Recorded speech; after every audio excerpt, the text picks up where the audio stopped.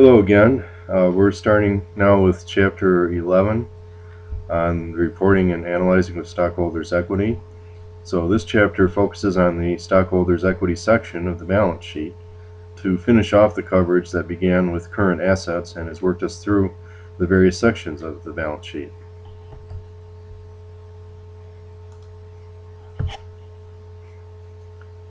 And on slide 3, here are the chapter objectives. We have hit on a few of these briefly in previous chapters, such as the issuance of common stock and the payment of dividends. And here's the organizational chart presentation. We'll get into some new areas such as treasury stock, preferred stock, stock dividends, and stock splits, and so forth in this chapter. The corporation, as shown here on slide 5, has a life of its own. It's a distinct entity. Examples of various types, not-for-profit, publicly versus privately held, etc., are shown on this slide.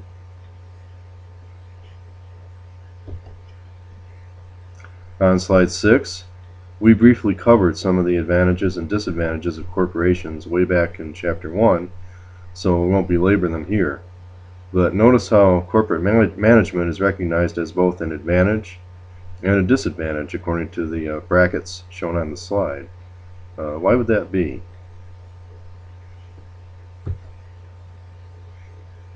On slide 7, its separate legal existence means that the corporation acts as an entity unto itself rather than in the name of its shareholders, amongst other characteristics.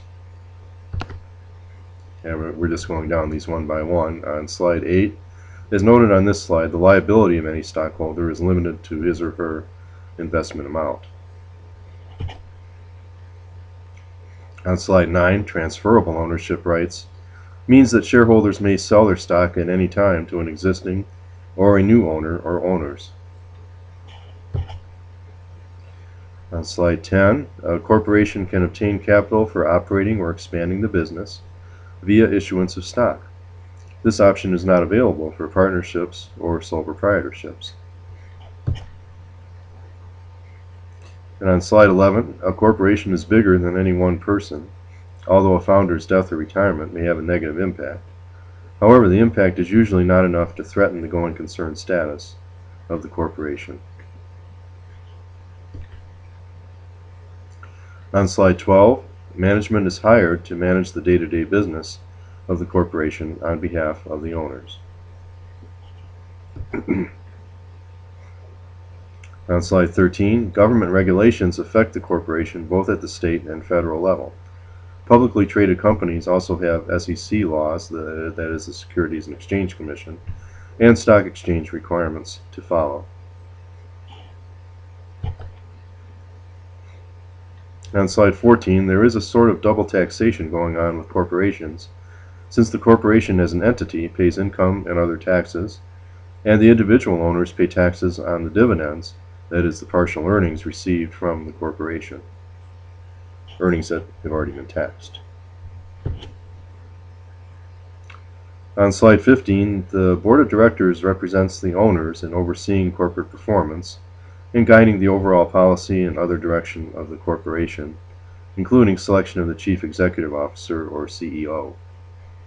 The other positions shown on this slide are typical vice presidential level, along with the treasurer and a controller that together manage the company's finances and measure its financial performance under the direction of the chief financial officer, who's normally at the vice president level.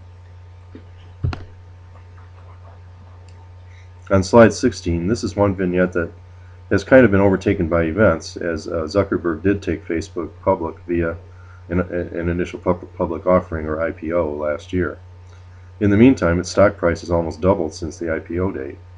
However, as the vignette points out, there is a risk of losing some freedom of management latitude in strategic decisions that a board of directors may disagree with or want further input than Zuckerberg's management team when the company was privately held.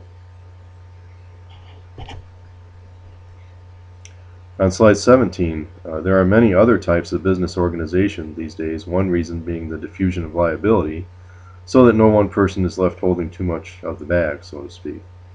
An S corporation has some unique characteristics, such as not having the same double taxation as other corporations and being limited to a maximum of 75 shareholders. We won't go into anything on S corporations, by the way, in this course, other than what you just heard. On slide 18, here are the steps involved in incorporating. The charter and bylaws are germane to each corporation. On slide 19, shareholders can vote, and the weight of their vote is proportional to the number of shares they own as a percentage of the total outstanding shares. They vote to elect slates of directors to the board, and the board votes to declare and pay dividends periodically to the shareholders. On slide 20, this is a beneficial stockholder right that when new shares are issued, their share of the new total remains the same percentage-wise. New shares aren't issued all that often, though. On slide 21, this slide shows where stockholder rights fall in the event of a bankruptcy or otherwise going out of business. Lenders and creditors come first, then the shareholders. That is why their rights in this situation are referred to as residual claims. That is, what is left over when the other claims have been satisfied.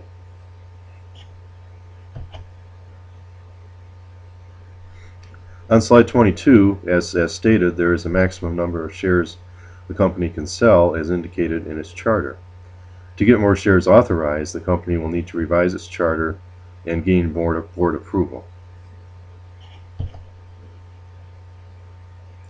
On slide 23, certificates of stock ownership may look like the example shown on this slide. Often these days, shareholders allow the company to hold the shares on their behalf. On slide 24, this slide shows the various ways that shares of stock can be issued, that is, sold to investors. Investors prefer to buy from a source that does not charge a fee for the transaction, so dealing with the company directly may be the best way to go if the investor is confident in the value and stability of the stock over time, and if that option is available to them. Often it is not. Most investors must go through one of the exchanges or a broker to buy their stock. On slide 25, this vignette is an illustration of the lack of independent internal verification that could have prevented this fraud. A corporate secretary is one person who could have had some control involvement in this situation because he or she would have had the date of these stock options from the minutes of board meeting where they were approved. On slide 26, par value is not used as much as it used to be, as noted on this slide and in the text. Its original purpose was to determine a legal capital per share that a company must retain in the business. However, as noted in the text, par often lost its relevance in light of the difference between par and market value, which was often significant. A stated value per share is often used these days versus a par value. So on slide 27, we have a review question, and the answer is D, because legal capital was intended to protect creditors, not investors. So that is false. The other statements are true. Simply authorizing the issue of capital stock does not result in an economic event that needs to be recorded via an accounting entry.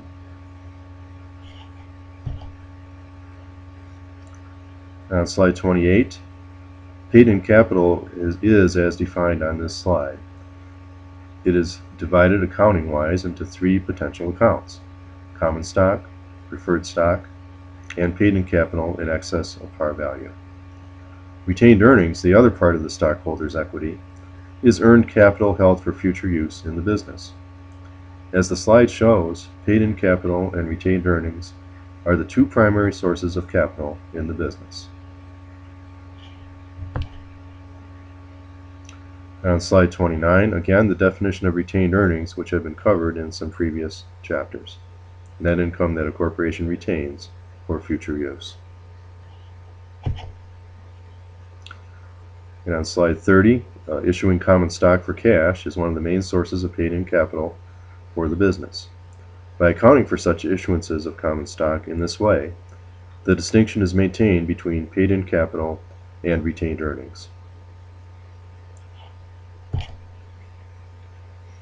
On slide 31, here's an entry to record the issuance of common stock at par value, with the debit to cash and the credit to common stock. And on slide 32, here's an entry to record common stock issued at above par value.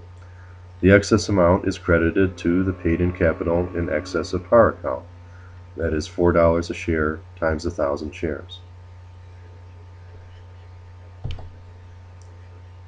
On slide 33, note the paid-in capital in excess of par of $4,000 shown on the partial balance sheet shown on this slide.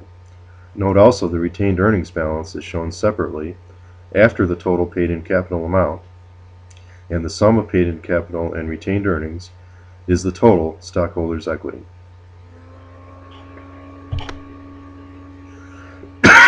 Excuse me. Okay, we go to slide 34, and on this review question, C is the correct answer here because there is a $2 per share difference between the issue price and par value, and that difference gets credited to the paid-in capital in excess of par account, as we've discussed.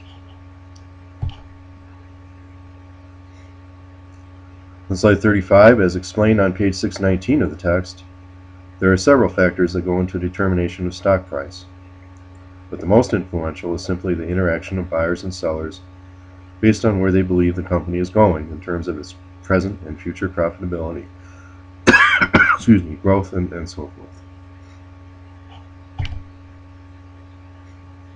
On slide 36, treasury stock, as described on page 579 of the text, is the corporation's own stock that has been reacquired by the company for future use. This may be done for several reasons as outlined on pages 579 and 80, and as we'll see in the upcoming slide. So those reasons for retaining stock as treasury stock are shown here. And so there are a number of valid reasons why the company would want to reacquire its own stock, reissuing shares to officers and employees, stock compensation plans, to increase trading in the markets, excuse me, have additional shares available for use in acquiring other companies, and increasing earnings per share. So there are a number of reasons why the company might want to do this. And with that, we'll conclude this part of the presentation. Start next time on slide 38.